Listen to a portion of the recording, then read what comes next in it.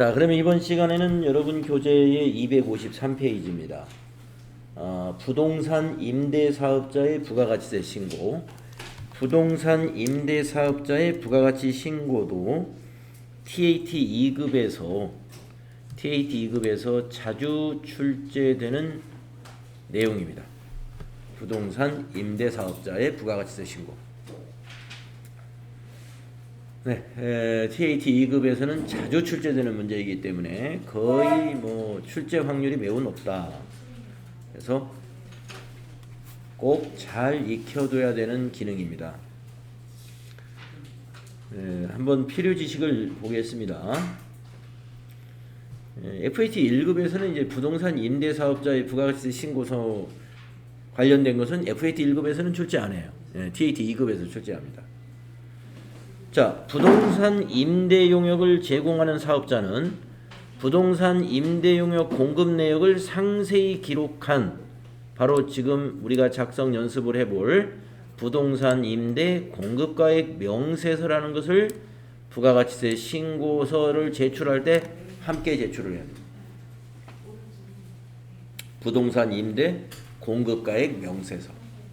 요거 작성하는 방법을 알면 돼요. 어렵지 않습니다. 네. 어렵지 않고 사실은 요거 작성하는 것보다는 간주 임대료 부분을 계산을 해서 그걸 회계 처리하는 게 더 헷갈릴 수가 있어요. 회계 처리. 자, 그래서 부동산 임대사업자의 부가가치세 신고를 할 때는 첫째, 부동산 임대 공급가액 명세서를 작성할 줄 알아야 되겠고, 그 다음에 이 간주 임대료에 대한 회계 처리를 할 줄 알아야 돼요. 간주 임대료에 대한 회계 처리. 자, 그러면 밑에 간주 임대료 계산 방법이다 라고 나와 있는데요. 이건 수동으로 계산하는 게 아니라 간주 임대료는 프로그램, 이 부동산 임대 공급가액 명세서 이걸 작성하면요, 여기에서 자동으로 작성을 해줍니다. 계산을 이렇게 계산기로 이렇게 계산을 할 필요는 없어요. 그러나 원리는 알아두는 게 좋습니다. 프로그램이 어떻게 계산을 하는 것인가. 자, 여러분, 간주 임대료라는 게 뭐냐면 임대료로 간주하고 임대료를 계산해 내는 거예요. 어떤 거냐 하면은 보증금 있죠. 전세금이나 보증금. 네. 우리가 임대 상가를 얻는다든가 또는 임대 주택을 얻는다든지 회사에 기숙사로 쓰기 위해서 임대 아파트를 얻는다든가 이렇게 이제 얻게 되면은 타인의 재산을 빌릴 때 우리가 이제 전세로 빌리는 방법이 있고 월세로 빌리는 방법이 있잖아요. 그러면 전세를 하면은 전세 보증금이 들어가는 거고, 또 월세를 하더라도 일정의 보증금을 걸어야 됩니다. 그 보증금에 대해서 임대사업자는 보증금을 가지고 있음으로써 수익이 발생하거든요. 그 수익은 바로 이자에 해당되는 수익이라고 보는 거예요. 그 이자가 바로 임대료다 이렇게 보는 겁니다. 월세 받는 거 외에. 월세 받는 거 외에. 그래서 과세 기간별로 이자를 계산해요. 자, 내용을 계속 보겠습니다. 부동산 임대 용역을 공급하고 전세금이나 임대 보증금을 받은 경우에는 금전 이외의 대가를 받은 것으로 본다 이거예요. 금전 이외의 대가를 받은 것으로 본다. 사실은 안 받았지만, 네, 그렇잖아요. 그 임대 사업자가 그 보증금을 또는 전세금을 받아가지고 은행에 저축을 했는지, 그 사람이 돈이 없어서 어디에 돈을 다 써버리고 돈이 하나도 없는지 그건 알 수 없어요. 하지만 우리는 어떻게 계산한다? 대가를 받은 것으로 본다. 대가를 받은 것으로 본다. 그래서 다음 산식에 의해서 계산한 금액을 부가가치세 과세표준으로 해서 임대료를 과세표준으로 본다는 거예요. 간주 임대료를. 과세표준으로 해서 이를 통상 간주 임대료라고 부르고 있다 하는 얘기입니다. 그러니까 여러분이 간주 임대료라는 말이 그 말이구나. 무슨 말이냐? 전세금이나 임대보증금을 받은 임대사업자가 그 돈을 가지고 있음으로써 실제로 이익이 생겼는지 안 생겼는지는 모르지만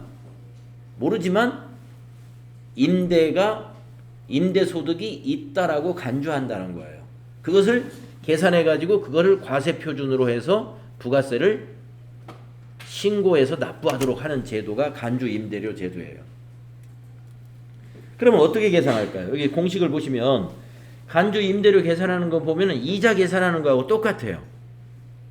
자, 임대보증금이나 전세금을 받았잖아요. 거기다 곱하기 365 또는 윤년은 366일분의 대상 기간의 일수.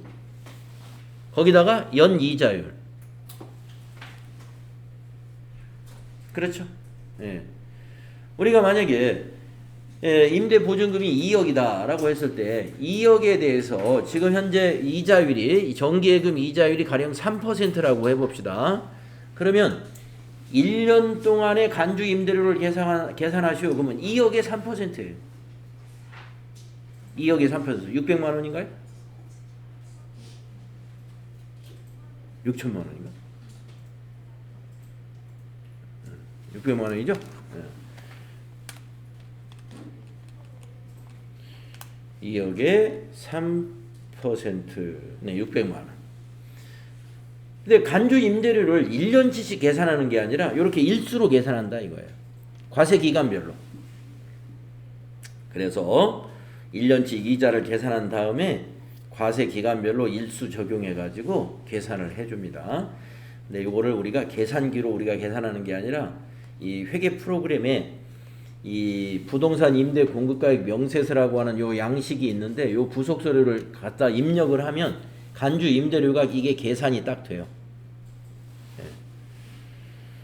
자, 그다음에 요 이자율은 그러면 우리가 어떻게 은행에 이 정기 예금 이자율을 어떻게 국민은행에 물어봐 가지고 적용하느냐? 그러지 않고요. 기획재정부령으로 정합니다. 그리고 기획재정부령에 의해서 간주 임대료의 이자율은 변동을 연간 기중에도 할 수가 있어요. 네. 그래서 그 율을 적용해 주면 되고 시험 볼 때는 몇 퍼센트로 하시오라고 딱 지정을 해 줍니다. 그러면 여러분이 그 이자율을 입력하는 란이 있어요. 거기다가 1%로 하시오. 그러면 거기다 1 입력하면 되고 1.2%로 하세요. 그러면 1.2 입력해 주면 되는 겁니다. 기획재정부에서 정하는 이자율을 가지고 계산을 하는데 보통 시중은행의 이자율을 감안한다라고 하였죠. 네. 요즘에 정기예금 1년 만기 이자율이 한 2% 되는 것 같아요. 요즘은. 그러니까 이제 간주 임대료가 작년까지는요 1.2%인가를 적용해 줬습니다. 그 이제 최근에 이자율이 올랐기 때문에 간주 임대료도 2%까지는 안 되겠지만 아마 한 1.8 정도로 올라가지 않을까. 다음 부가가치세 신고할 때는. 그래서 신고를 하기 그 과세 기간에 신고하기 전에 지금 간주 임대료 적용 이자율이 몇 퍼센트인지 확인해서 계산을 해줘야 돼요. 시험에서는 아예 몇 퍼센트 이렇게 딱 찍어줍니다.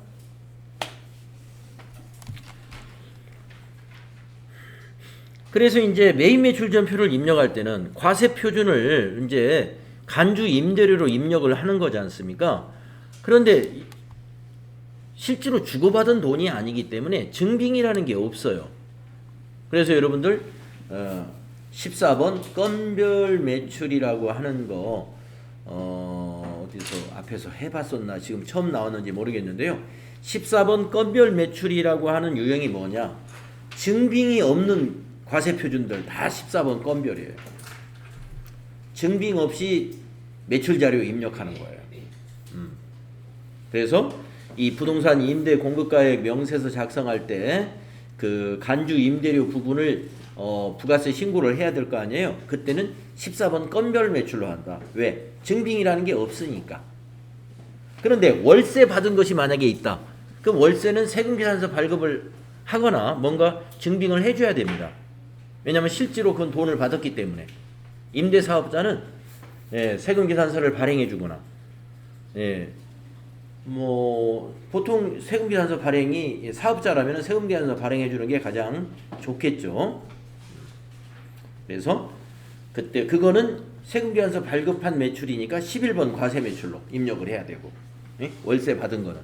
그리고 간주 임대료는 14번 건별로 해야 됩니다. 그러면 간주 임대료를 매달 입력하느냐? 그러지 않아요. 과세 기간별로. 과세 기간 종료일 날짜로 입력을 하면 돼요. 만약에 부가가치세 신고를 분기에 한 번씩 하고 있는 법인 임대사업자다. 그러면 3개월에 한 번씩 간주 임대료를 계산하면 됩니다. 3월 31일, 6월 30일, 9월 30일, 12월 31일 이렇게 3개월에 한 번씩. 만약에 임대사업자가 이 개인 사업자이다. 개인 사업자. 개인 사업자의 임대 사업자다. 그러면 간주 임대료를 6개월에 한 번씩 계산하면 돼요. 신고 납부를 6개월에 한 번씩 하니까 6월 30일에 한 번, 6개월치. 그리고 12월 31일에 한 번, 또 6개월치. 이렇게 되는 겁니다. 자, 근데 우리는 그 TAT 2급 시험에 나올 때는 개인 사업자로 나오는 게 아니라 법인 사업자, 보통 중소기업 규모의 법인 사업자로 나오기 때문에 3개월 단위로 계산을 하는 문제를 낼 거예요. 3개월 단위로. 자, 그러면 한번 수행 과제를 보겠습니다. 다음 자료를 참고하여 거래 자료를 메인 매출 전표 입력 메뉴에 입력하고 부동산 임대 공급가액 명세서도 작성. 그리고 관련 회계 처리도 해라. 이 세 가지 중에서 여러분들 이제 메인 매출 전표 입력하는 거는 아주 잘 숙달이 돼 있는 거고, 이제 오늘 부동산 임대 공급가액 명세서 처음 작성해 보는데 이거 어렵지 않은 거고, 관련 회계 처리 요거를 잘 헷갈리지 말고 잘 하시면 돼요. 헷갈리지 마시고. 자, 그래서 이제 이렇게 하면은 부가가치세 신고서 조회하면 자동 작성되죠. 이렇게 네 가지를 해보겠습니다. 메인 매출 전표 입력하고 부동산 임대 공급가액 명세서 작성하고 회계 처리도 해보고 부가가치세 신고서에 어디에 반영됐는가도 조회해 보겠습니다. 자, 이 문제 하나요. 부동산 임대업을 겸업하고 있는 회사라고 보셔라. 우리 회사는 부동산 임대업하고 지금 그 컴퓨터 제조업을 겸하고 있다. 이러니. 그리고 지금 정기예금 이자율이 1.2%라고 가정하고 이 문제를 푸세요. 동 입력은 생략한다라고. 동이 어디에 입력되는 건지 이제 보시면 알 거고요. 임대 공급가액 명세서 작성할 때 동을 입력하는 난이 있어요. 근데 이거 생략해도 된다. 또한 전자세금 계산서 관련 거래는 전자 입력으로 입력하기로 한다. 자, 월세 계약서라는 게 있습니다. 월세 계약서. 이 월세 계약서에서 이제 위에 부동산 표시, 또 보증금이 얼마, 월세는 얼마 이런 내용이 있을 거고요. 여기 이걸 이제 우리가 이제 뭐라고 그러는가요? 특이사항이라고 하나요? 이런 특이사항 중에 이런 걸 잘 챙겨봐야 돼. 간주 임대료를 어떻게 해석했는지, 누가 부담하기로 했는지. 간주 임대료를요, 임대사업자가 계약을 할 때, 만약에 계약서를 쓸 때 임차인이 부담하기로 한다 이렇게 하고 계약을 쓴다고 봐요. 그러면은 임대사업자는 부가세를 임차인에게 받아가지고 낸다는 뜻이에요. 간주 임대료 임차인이 부담하기로 한다라고 하면은 회계 처리가 달라져요. 받아서 납부한다 이런 뜻이고, 임대인이 부담하기로 한다는 것은 뭐예요? 임대사업자가 부담한다는 거예요. 그러면 임대사업자는 회사잖아요. 회사. 지금 우리가 3일전자니까. 그러면 이 돈을 뭘로, 무슨 경비로 처리하느냐? 세금과 공과금으로 처리하면 됩니다.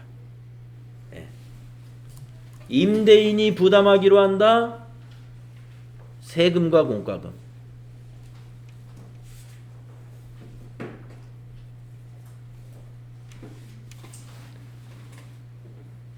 세금과 공과금. 네. 자, 요거 이제 회계 처리하고 할 때 그러면 임차인이 부담하기로 했을 때는 뭘로 하는 것이 맞을지 그 분개할 때 생각해 보는 게 좋아요. 지금 뭐 너무 많이 생각하면 골치가 아파요. 그러니까 일단은 임대인이 부담하기로 한다. 그러면 회사에 경비로 처리해야 되는데 회사에 세금과 공과금이 맞다 이거예요. 세금과 공과금. 자, 임대인은 우리 회사고요. 임차인도 회사네요. 네.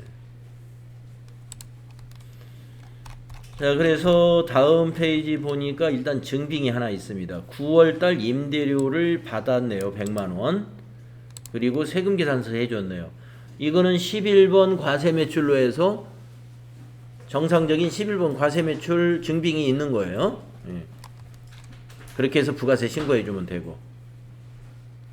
자, 그러면 먼저 요거부터 처리하겠습니다. 9월 10일 거 월세 받은 거부터 메인 매출 전표에 이걸 먼저 입력하겠습니다.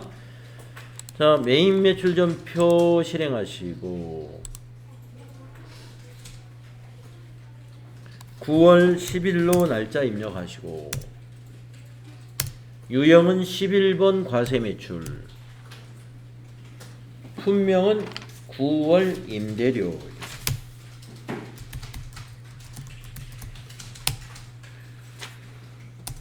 공급가액은 100만원,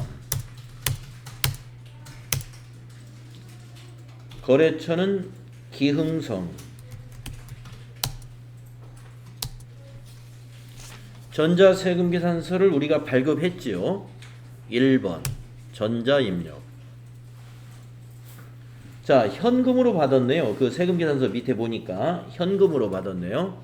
네. 그래서 1번 현금 분계. 그러면 입금 전표 만들어집니다. 차변에 현금이 110만원. 대변에는 부가세 예수금이 10만원, 제품 매출이 100만원이라고 되어 있는데, 자, 우리가 지금 컴퓨터 파는 게 아니죠. 이거는 임대 수익이란 말이에요. 임대 사업을 겸하고 있기 때문에 이것도, 자, 제품 매출이 400번대, 400번대가 영업 수익 계정 코드들이에요. 그러면 임대료도 임대 사업을 겸하고 있는 사업자는 영업 수익으로 봐요. 왜냐하면 사업이니까. 그래서 여기다가 임대 한번 입력해 보세요. 코드에다가 제품 매출 대신에 임대 하면은 임대료 하고 나와 있는데 411번 코드로 되어 있죠. 900번대 코드가 아니라는 거죠. 네. 여러분, 900번대 코드의 임대료와 400번대 코드의 임대료의 차이는 지금 제가 말씀드린 대로 임대 사업자면은 임대료를 사업소득으로 분류하는 게 맞는 거고, 사업과 관련된 수익으로. 만약에 우리 회사는 컴퓨터 제조 회사예요. 임대 사업자 아니에요. 그런데 임대 수익이 발생할 수도 있습니다. 그렇죠? 네, 우리 회사에 만약에 영업소 건물이 됐든 아니면 본사 건물이 됐든 간에 빈 공간이 있어가지고 부동산에 내놔가지고 거기서 월세를 받고 있어요. 그런 경우 있을 수 있죠. 사업자만 우리가 월세를 받는 건 아니지 않습니까? 그럴 때 임대료는 900번대 임대료입니다. 그래서 임대료 하면은요, 영업의 수익으로 잡는 회사도 있고, 지금 이 3일전자처럼 400번대인 영업 수익으로 잡는 회사도 있다. 그 차이는 사업자 등록이 되어 있느냐, 임대사업자로. 그러면 손익계산서에 영업수익으로 들어가게끔 회계 처리해 줘야 돼요. 그런데 사업자 등록이 임대사업자가 아닌 사업자예요. 뭐 도소매업이라든가 아니면 제조업만 등록돼 있어요. 그러면 임대료 받은 것은 영업 외 수익으로 밑으로 빼야 돼요. 밑으로. 그 차이입니다. 그래서 지금 이 3일전자의 계정과목 코드에서는 아예 900번대 임대료는 여기에 아예 없네요. 그래서 411번 확인.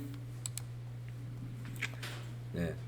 그러니까 여러분이 이제 가끔 임대료 하면은 어느 회사 할 때는 900번대 임대료가 보이기도 하고, 지금 여기 오늘 여러분 3일전자 할 때는 지금 400번대 임대료입니다. 차이가 있다는 거 알고 계시면 되겠어요. 이게 매출액으로 가요. 요 임대료가 매출액으로. 네. 그래서 제품 매출을 임대료 매출로 바꿔줘야 됩니다. 이렇게. 예.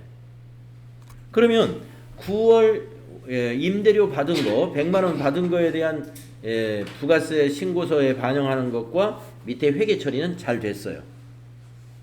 그 다음에 이제 우리가 뭐를 해야 되느냐, 9월이면은 2기 애정의 부가가치세 애정 신고 마감기일입니다. 9월 말이. 그래서 9월 말로 그 부동산 임대사업자가 작성하는 공급가액 부동산 임대사업자의 명세서를 작성해야 돼요.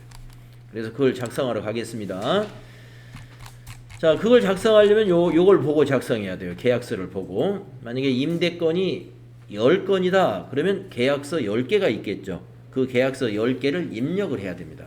그 입력하는 곳이 어디냐면은 부동산 임대 공급가액 명세서라고 하는 양식인데요.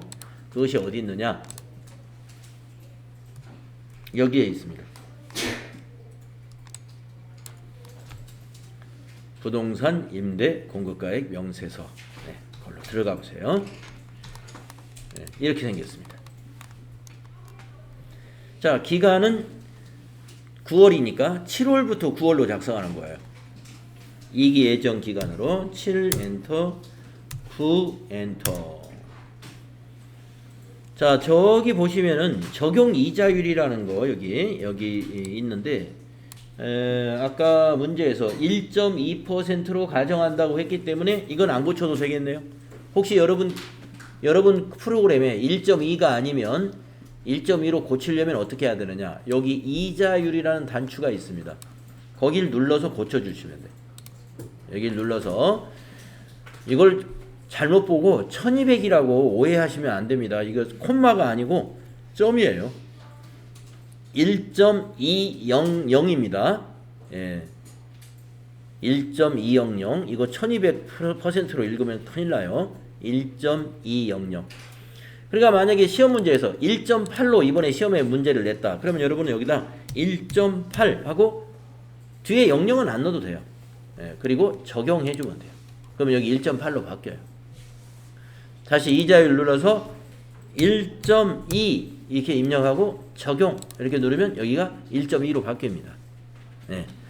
그래서 이자율 단추 눌러서 시험에서 제시한 이자율을 거기다 입력해주고, 똑같으면 바꿀 필요 없고요. 자, 계약서가 10건이면 여기 10줄이 되겠죠. 우리는 계약서가 한 건이라고 생각하고 시험에서는 한 건만 나와요. 한 건만. 자, 그러면 여기다가 상호 가로 열고 주식회사 기흥성, 그 임차인의 상호를 넣는 거예요. 개인이면 이름을 넣어주는 거고, 예, 사업자면 상호를 넣어주는 거죠. 거기 계약서에 보면 층이 나와 있죠. 2층. 그리고 계약서에 보면 건물의 호수가 나와 있습니다. 205호. 그리고 동이라 하는 것은 우리가 뭐 3동, 5동, 6동 이런 동이 될 수도 있고, 또 그런 동이 아닌 그 경우에는 효창동, 그런 마을 이름의 동을 쓰기도 해요. 그러니까 그 어떤 상가가 굉장히 집단 상가가 돼가지고 상가가 1동, 2동, 뭐 401동 상가, 402동 상가 뭐 이렇게 쭉 있으면 그 동을 여기다 쓰기도 하고, 그런 개념이 아니면 마을 주소에 있는 동을 쓸 수도 있습니다. 창전동, 갈산동, 안흥동 이렇게. 자, 그런데 시험에서는 대개 동은 그냥 생략해라. 그래서 비워두는 거예요. 자, 엔터 치면 오른쪽으로 갑니다. 사업자 등록번호. 기흥성의 사업자 등록번호를 말하는 거예요. 계약서에 나와 있어요.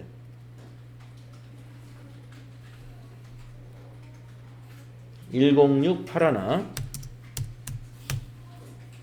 35219. 개인 같으면은 이제 사업자가 아니기 때문에 사업자 등록번호 대신에 주민번호를 입력하는 거고요.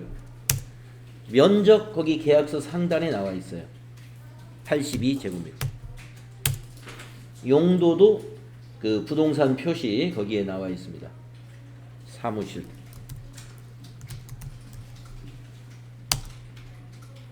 임대 기간도 계약서 중간에 나와 있어요. 임대 기간이 그 제3조에 나와 있죠. 2022년 9월 1일부터 2020 응?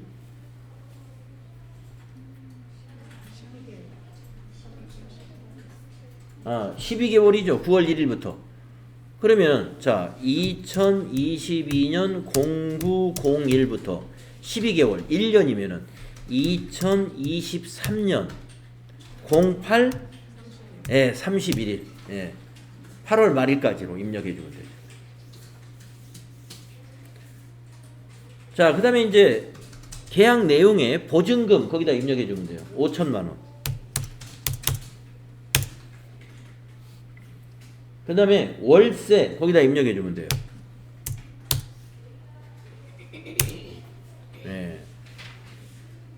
관리비가 따로 있으면 계약서 내에 관리비가 따로 있으면 거기다 관리비도 입력을 해주는 겁니다. 네. 근데 지금 요 계약 내역을 보면은 관리비는 없습니다.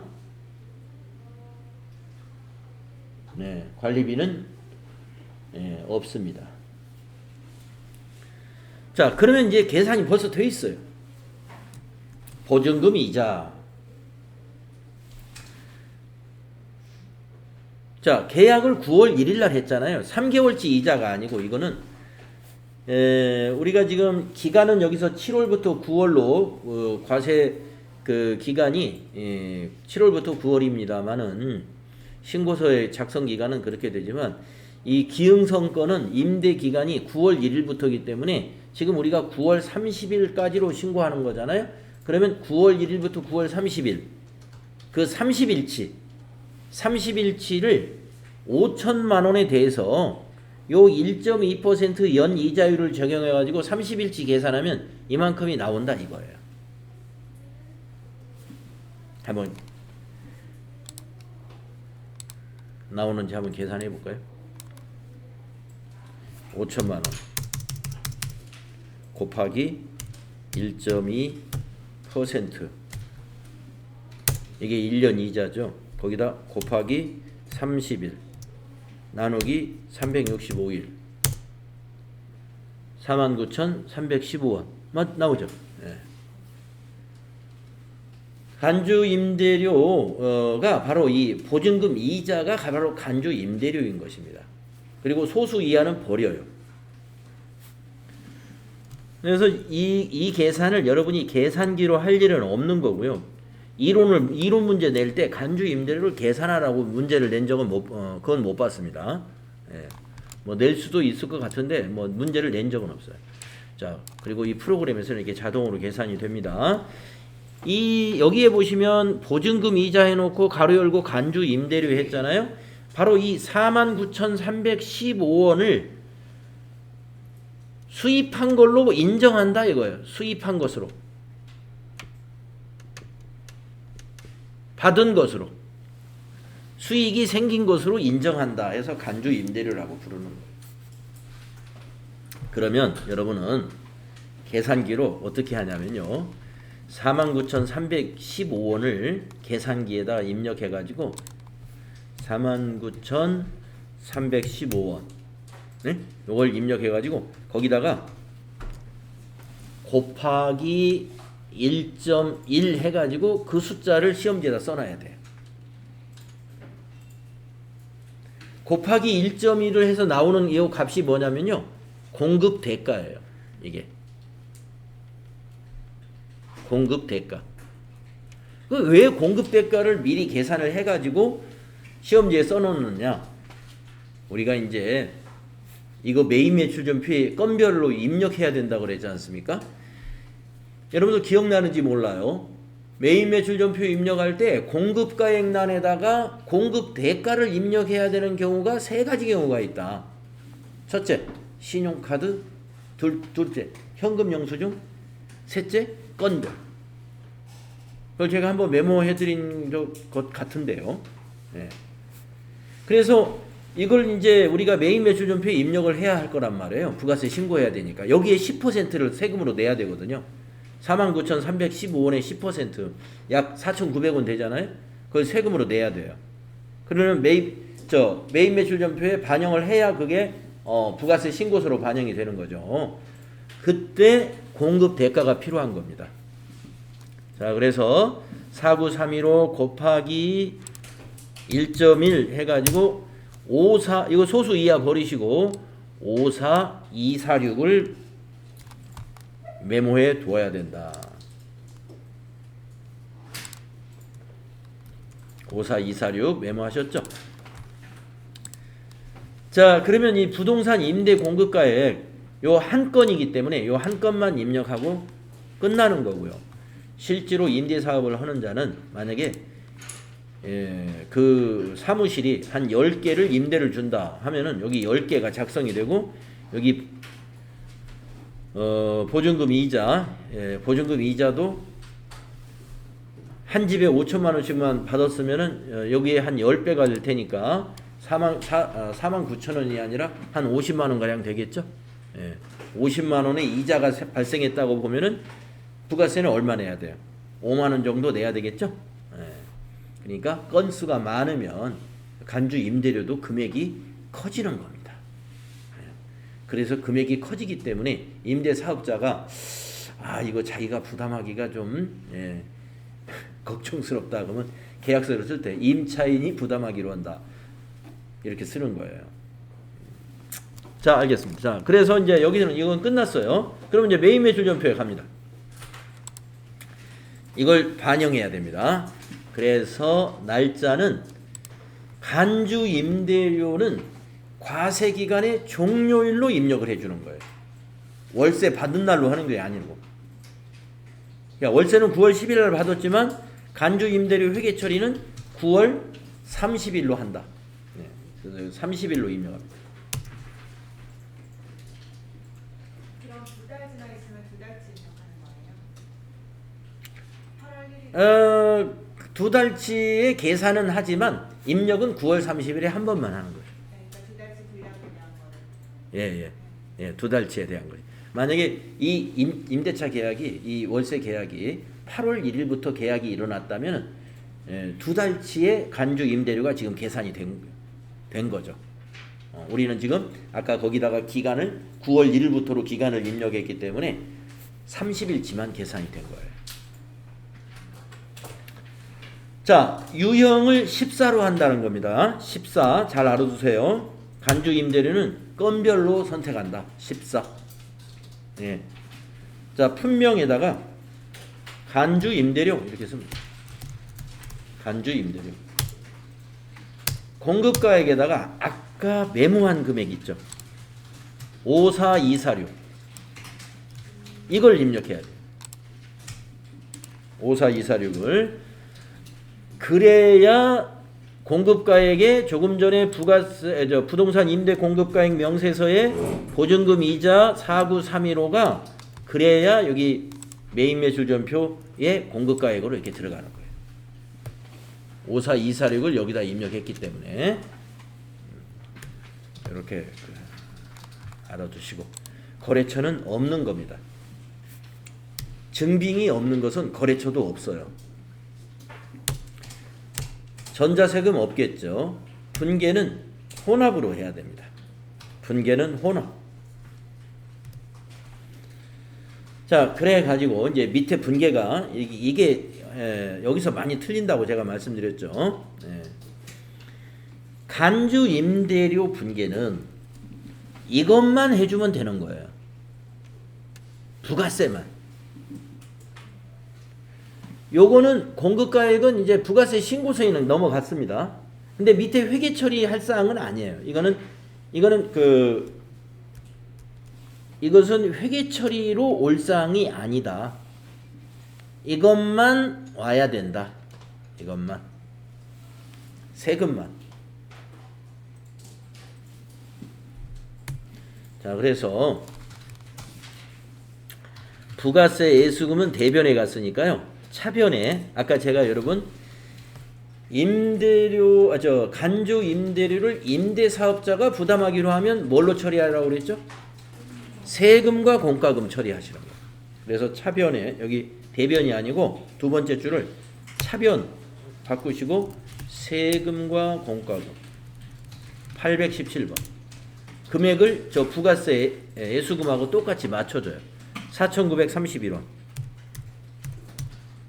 엔터 탭키 이렇게 마무리해야 됩니다. 자, 그러면 지금 밑에 분계를 보고 이렇게 한번 다시 생각해 봅시다. 밑에 분계를 보시고 자, 지금은 임대사업자인 우리 3일전자가 부담하기로 해서 우리 회사가 그냥 이건 비용 처리했습니다. 4,931원 부가세 내는 거 그냥 회사 비용 세금과 공과금의 비용 발생하면서 부가세 예수금 부채 증가로 이렇게 처리했어요. 그리고 저 세금은 이제 납부할 거예요. 10월 25일 날 다른 세금하고 합쳐서 부가세 납부할 때 같이 4,931원이 이제 납부되면서 그때 이제 자산이 감소하게 되는 거죠. 자, 그러면 만약에 그 월세 계약서에 간주 임대료를 임차인이 부담하기로 했다고 한번 가정을 해보세요. 그러면 이제 9월 달에 임차인이 잘 생각을 하고 있다가 아니면 임대인이 전화를 하겠죠. 3개월에 한 번씩은 임차인에게 자, 이번 달에는 간주 임대료 하고 같이 좀 붙여주세요. 뭐 이렇게 연락을 한다든가 문자를 보낸다든가 할 거란 말이에요. 예. 그래가지고 문자를 보내면 9월달 임대료 보낼 때 100만원 보낼 때 간주 임대료 얼만데요? 물어봐가지고 5,000원입니다. 뭐 5,000원 붙여주겠죠. 같이. 지금 이번에 저 9월달 9월 10일날 임대료 얼마 들어왔어요? 100만원 현금으로 들어왔죠? 110만원 부가세 포함해서. 그러면 이제 110만 5천원 보내줄 거라고요. 110만 5천원. 그러면 110만 5천원을 받고 5천원은 간주 임대료입니다. 이게 알고 있겠죠. 그럼 그건 빼고 110만원만 세금 계산서 발행을 하는 거예요. 110만원만. 월세만. 그리고 5천원은 그냥 계산서, 세금 계산서 발행 안 합니다. 그리고 여기서 그냥 임차인한테 돈을 받았잖아요. 현금으로. 그러니까 여기를 101번 현금 이렇게 처리하는 거예요. 현금 받아서 부가세 예수금, 부채 증가. 만약에 9월 달에 간주 임대료를 보통예금으로 입금받았다. 월세도 보통예금으로 입금받았다. 문제를 그렇게 낼 수가 있어요. 예, 월세 포함해서 간주 임대료하고 함께 보통예금으로 받았습니다. 그러면 자, 9월 월세는 세금계산서 발행. 간주 임대료는 그냥 보통예금으로 받았다는 것만 알고 있으면 돼요. 그리고 여기다가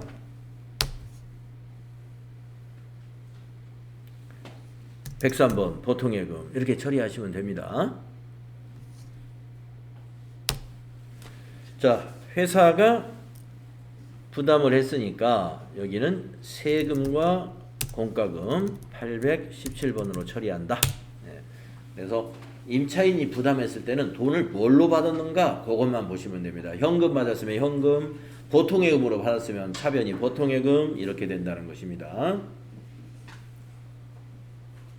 이렇게 되면은 이제 임대사업자의 부가가치세 신고서 관련되는 부동산 임대 공급가액 명세서 작성하는 법, 또 거기에 간주 임대료 부분에 대한 매입 매출 전표 건별로 입력하는 법, 그리고 밑에 분계하는 법까지 다 배운 거예요. 네, 다 배운 겁니다. 시험 잘 나옵니다. 이거 시험 잘 나와요.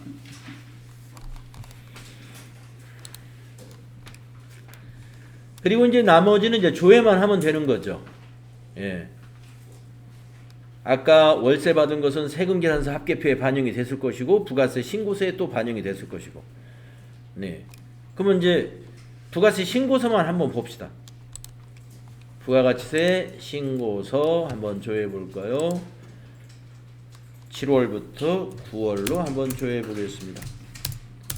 저장해 놓은 게 있으시다면 아니오에서 다시 작성을 하는 걸로 하겠습니다. 아니오에서 새로 작성을 해 보시면 지금 간주 임대료권은 여기 과세에 해당이 되니까 과세 표준으로 지금 신고가 되었죠? 기타에. 끝에 여기 4,931원이 여기 간주 임대료에 대한 세금이에요. 예. 그리고 여기 49,315원이 간주 임대료에 대한 공급가액입니다.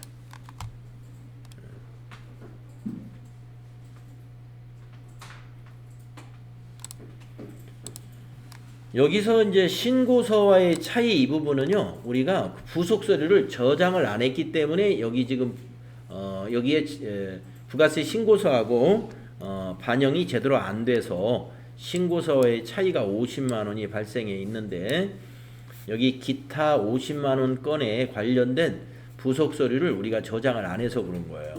네. 그러나 부동산 임대 공급가액 명세서는 별도의 저장 단추가 없기 때문에 입력 완료하면 그냥 자동으로 저장이 돼서 여기에 이렇게 부동산 임대 공급가액 명세서에서 간주 임대료 부분이 49,315원에 4,931원이다 라고 보여지고 있는 것입니다. 기타에 들어갔어요. 4번에. 그래서 시험에서 부가가치세 신고서를 작성하시오 하면은 이렇게 조회하셔가지고 반드시 저장을 시키고 마무리하셔야 채점에 반영이 된다 하는 거 알고 있어야 됩니다. 지금은 이제 우리가 똑같은 양식을 계속 가지고 또 다른 문제를 반복적으로 연습하기 때문에 매번 저장하려면 이게 귀찮아서 지금 저장 안 하고 넘어가기도 하고 합니다만은 실제 시험에서는 무엇을 작성하시오 한 거 있잖아요. 꼭 저장까지 해야 돼요. 닫으면서 저장되는 거 꼭 확인하시고. 오케이. 자, 그러면은요 좀 쉬었다가 다음 시간에 의제매입세액을 또 공부하겠습니다.